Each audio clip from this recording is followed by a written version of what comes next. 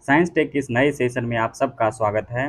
हमने पहले भी कई सारे टॉपिक को डिस्कशन किया है। आप प्लेलिस्ट में जाकर साइंस टेक के प्लेलिस्ट में जाकर आप उसको देख सकते हैं। काफ़ी इंपॉर्टेंट सेक्शन है ये, क्योंकि आपको पता है कि बीपीएससी में साइंस टेक से काफ़ी सारे प्रश्न बने हैं पिछले वर्षों में, और आने वाले समय में काफ़ी प्रश्न इससे बनने की प्रबल संभावना है। इसलिए साइंस टेक को बेहतर तरीके से करना हमारे लिए, हम सब के लिए काफ़ी महत्वपूर्ण हो जाता है। इसलिए आप इसको अच्छे से देखिए, समझने की कोशिश करिए, याद हो जाएगा ये। जैसे ही समझेंगे याद हो जाएगा। काफ़ी बारीक से चीज़ों को डिस्कस किया जा रहा है और सामान्य तरीकों से, इसलिए ये ज़्यादा टफ नहीं होता है। तो इसको अच्छे से देखिए, ये आपको समझ में आ जाएगा और याद भी रह जाएगा। इसमें हमारा पहला आर्टिकल है सुपर कंप्यूटर सिस्टम के बारे में, जो है कि है परम रुद्र। अभी प्रधानमंत्री मोदी जी ने वीडियो कॉन्फ्रेंस के जरिए 130 करोड़ की लागत से 3 परम रुद्र कंप्यूटर राष्ट्र को समर्पित किया है। काफ़ी इम्पोर्टेंट है ये। इसमें जो भी हमारे डेटा होते हैं, सर्वर होते हैं, या डेटा ट्रांसफ़र की बात होती है, उसको अधिक तेज़ गति से इसको ट्रांसफ़र किया जा सकता है इसके माध्यम से। जो भी हमारे साइंस टेक में इनोवेशन की बातें होती है, तो जो भी सुपर कंप्यूटर होते हैं उसी के लिए ये यूज़ किया जाता है। और इसके साथ साथ ही मौसम और जलवायु अनुसंधान के लिए भी विकसित किया गया है एक और high performance computing HPC system नाम दिया गया है। तो उस सुपर कंप्यूटर सामान्य कंप्यूटर की तुलना में बेहद तेज़ गति से डेटा को ट्रांसफ़र करता है। अत्यधिक जटिल जो प्रॉब्लम्स होते हैं डेटा रिलेटेड, उसको सॉल्व करता है। बड़े पैमाने पर डेटा को संशोधित करता है, उसको ट्रांसफ़र करता है, और वैज्ञानिक इंजीनियरिंग तथा जो भी गवर्नमेंट अनुसंधान वाली परियोजनाएं होती है उसको और अधिक मजबूत बनाता है। जो सुपर कंप्यूटर की बात होती है दोस्तों, वो फ्लॉप्स से मापी जाती है, जैसे कि फ्लोटिंग पॉइंट ऑपरेशन पर सेकेंड, इस तरह से चीज़ें होती है। तो आपको यही याद भी रखना है, फ्लॉप्स का संबंध किससे है, तो सुपर कंप्यूटर की गणना से है। इसके साथ साथ ही आप एक चीज़ और जान लीजिए, राष्ट्रीय सुपर कंप्यूटर मिशन क्या है। भारत सरकार द्वारा इसको 2015 में शुरू किया गया था, जिसका उद्देश्य भारत में सुपर कंप्यूटर इंफ्रास्ट्रक्चर को डेवलप करना था, जो अनुसंधान को बढ़ावा देगा और सुपर कंप्यूटर क्षमताओं के माध्यम से जो साइंस टेक है उसमें उत्कृष्टता को लाएगा। इसका जो लक्ष्य है सुपर कंप्यूटर तकनीक में आत्मनिर्भर बनना है। इसी तरह बिहार सरकार ने भी परम बुद्धा नाम से एक सुपर कंप्यूटर बनाया है, जिसको आर्टिफिशियल इंटेलिजेंस के लिए प्रिपेयर किया गया है, डिजाइन किया गया है। इसके तहत क्या किया जाएगा, इसका जो उपयोग है एग्रीकल्चर के लिए, हेल्थ केयर के लिए, साइबर सिक्योरिटी के लिए, इंटरनेट ऑफ थिंग्स के लिए, या क्वांटम कंप्यूटिंग के लिए किया जाएगा, जिसको centre for development of advance computing C DAC Patna के द्वारा बनाया गया है। तो आपको भी ये चीज़ याद रखना है। परम रुद्र भारत सरकार और परम बुद्धा बिहार सरकार।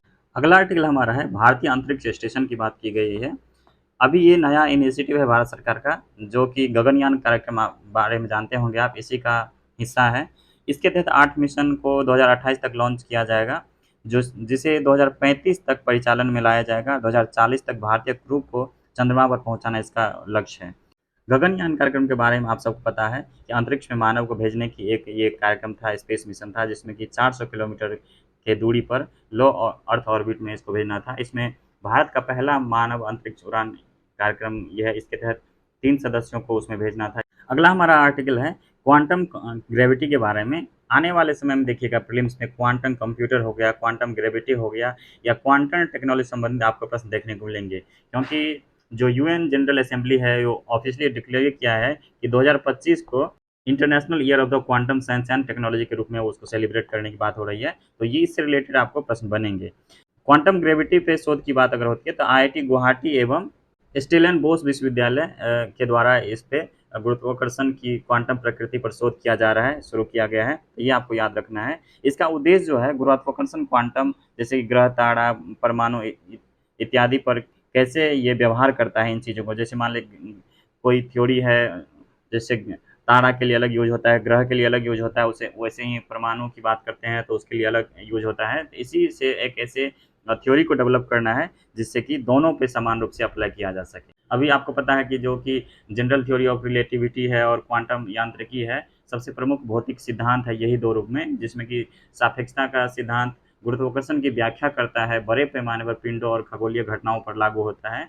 उसी तरह क्वांटम यांत्रिकी का उपयोग भी छोटे पैमाने की वस्तुओं पर ये उसको समझने में इसका उपयोग किया जाता है। जैसे जैसे कि ब्रह्मांड में सबसे जो चरम परिघटनाएं होती है, घटनाएं होती है, जैसे ब्लैक होल और बिग बैंग के बारे में समझने की आवश्यकता होती है। तो कुछ ऐसे कॉमन थ्योरी पे काम किया जा रहा है इसके तहत, जिससे कि दोनों चीज़ों को समझने में आसानी होगा। अगला हमारा है बेपी कोलंबो। क्या है ये यूरोप और जापान के स्पेस मिशन है, जिसमें बुध के दक्षिणी ध्रुव पर पहली फोटो भेजी है इन्होंने इस मिशन के द्वारा, इसलिए ये चर्चा में रहा था। इसमें 2 पेलोड लगे हैं। मर्क्यूरी प्लैनेटरी ऑर्बिटर है, जो कि ये यूरोपीय अंतरिक्ष एजेंसी का है। दूसरा पेलोड है मर्क्यूरी मैग्नेटोस्फेरिक ऑर्बिटर है, ये आपका जापान का है। इसके बाद देख लिए आईएनएस मालपे है और आईएनएस मल्की है। तो ये आपको याद रखना है, ये एग्जाम में पूछे जा सकते हैं। ये अभय श्रेणी के जो पनडुब्बी है अभी हमारे यहाँ कार्यरत है, उसको रिप्लेस करके आईएनएस मालपे और मल्की को यहाँ पे स्थापित किया जाएगा। क्या है ये? Anti submarine warfare shallow water craft project के तहत इसको डेवलप किया जा रहा है, ये आपको याद रखना है। रक्षा मंत्रालय और कोचीन स्थित शिपयार्ड लिमिटेड जो है उसके तहत इसको बनाया गया है। इसमें सोनार आधारित ये सारी चीज़ें इस पे होगा। सोनार के बारे में थोड़ा जान लीजिए। आपको ये चीज़ पता होगा कि सोनार हो गया, लीडार हो गया, उसके बाद रडार, ये 3 चीज़ सिमिलर है और काफ़ी कन्फ्यूजिंग होता है कि इसमें किस तरह के तकनीक का उपयोग किया जाता है, और प्रीलिम्स में इसको पेयरिंग में पूछा जा सकता है, तो इसलिए इसको देख लीजिए। सोनार जो है इसका होता है साउंड नेविगेशन एंड रैगिंग होता है। लीडार देख लीजिए लाइट डिटेक्शन के लिए होता है, और रडार रेडियो डिटेक्शन है। ये सब में ये कॉमन चीज़ें हैं, आप इसके बारे में थोड़ा जान लीजिए। जो सोनार होता है साउंड नेविगेशन और रैजिंग का संक्षिप्त रूप है, जो समुद्र की खोज और मानचित्रण के लिए इसका सहायता किया जाता है ध्वनि तरंगे का उपयोग करके, क्योंकि जो ध्वनि तरंगे होती है रडार और प्रकाश तरंगों की तुलना में पानी में अधिक दूर तक जाती है, इसलिए इसका प्रयोग किया जाता है समुद्री मानचित्रण के लिए।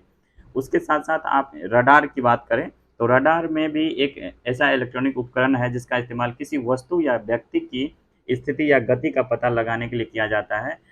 उसके बाद अगर लिडार की बात करें, ये लाइट डिटेक्शन एंड रेंजिंग है। यह तकनीक ऐसा है जिसका इस्तेमाल ज़मीन की ऊंचाई पर मॉडल बनाने में किया जाता है। यह एक लेजर आधारित रिमोट सेंसिंग तकनीक होता है। लिडार का इस्तेमाल कई तरह में के कामों में किया जाता है, जैसे कि आपको 3D मॉडल बनाने में, उसके बाद खतरे का आकलन करने में, जैसे लावा प्रवाह है, भूस्खलन है, सुनामी है, बाढ़ है, कृषि वानिकी है, तमाम तरह की चीज़ों को मौसम विज्ञान में किया जाता है, माइनिंग के लिए किया जाता है। तो ये सारी चीज़ आपको याद रखना है। अगला हमारा आर्टिकल नैनो जैम के बारे में है। नैनो जैम्स कह सकते हैं इसको। इस पर CSIR की जो एक संस्था है या उसके जो एक सब पार्ट है, उसमें सेंट्रल लेदर रिसर्च इंस्टीट्यूट है, इसके द्वारा इस पे इनोवेशन किया जा रहा है, और इसमें नैनो मटेरियल्स को कृत्रिम रूप से डेवलप करने की बातें हो रही है। इसमें क्या होगा कि नवीन तरीकों का अनावरण किया जाएगा जो कृत्रिम एंजाइम के क्षेत्र में परिवर्तन ला सकते हैं तथा कोलेजन आधारित जैव पदार्थों के विकास में सहायक हो सकते हैं।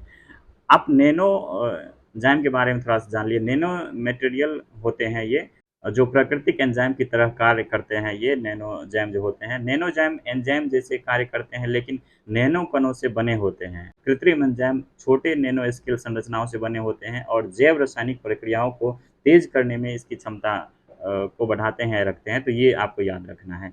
तो इस तरह से ये काफ़ी इम्पोर्टेंट हो सकता है, तो आपको इसको याद रखना है।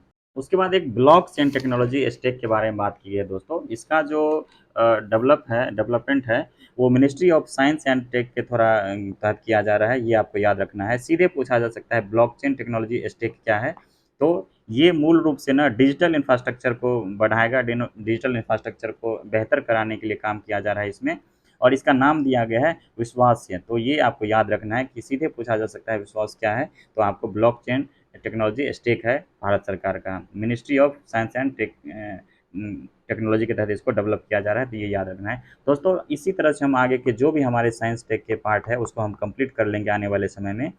इसमें हम सितंबर के जो टॉपिक है उसको डिस्कस किया है, और आने वाले समय जो भी हमारे बचे हैं कम से कम 10 महीने का इंपॉर्टेंट होगा साइंस एंड टेक्नोलॉजी, उसको हम कंप्लीट डिस्कशन कर लेंगे। तो आप लोग बने रहिए इस चैनल पे, नए हैं तो सब्सक्राइब जरूर कर लीजिए। आने वाले समय में आपको यहाँ से काफ़ी फ़ायदा होगा। और हमने अभी IR प्लस साइंस टेक के लिए काफ़ी सारी चीज़ें करवाया है, और आपको पता है कि इससे कम से कम 20 प्लस क्वेश्चन आपको मिलेंगे आने वाले समय में। इसके साथ साथ ही जो डेली करेंट अफेयर के लिए है, जो इंपॉर्टेंट टॉपिक है उसको भी हम करवा रहे हैं डेली बेसिस पे। काफ़ी 6-7 सेशन उसमें हुआ है, काफ़ी इंपॉर्टेंट है वो, और 15 टॉपिक के आसपास उसमें कवर करते हैं। तो वो देखिए, आप लोग को काफ़ी फ़ायदा होगा। और बने रहिए इस चैनल पे, नए हैं तो सब्सक्राइब ज़रूर कर लीजिए। प्रीलिम्स के बाद हम मेंस के लिए भी काम करेंगे, आंसर राइटिंग पे हो या ऐसे पे हो, इस तरह के तमाम चीज़ों पे। तो जो भी अभी हमारे पास समय है, केवल और केवल प्रीलिम्स पे आप फोकस करिए। 40 दिन के समथिंग हमारे पास बचा है, और ये इतना इंपॉर्टेंट टाइम है कि इसमें आप चाहे तो प्रीलिम्स को बेहतर तरीके से क्लियर कर सकते हैं, अगर आपने सिलेबस को अभी तक पढ़ रखा है। तो अच्छे से पढ़ाई करते रहिए, स्वस्थ रहिए, स्वस्थ रहना काफ़ी ज़रूरी है और अपना ख्याल रखिए। धन्यवाद आप सबका।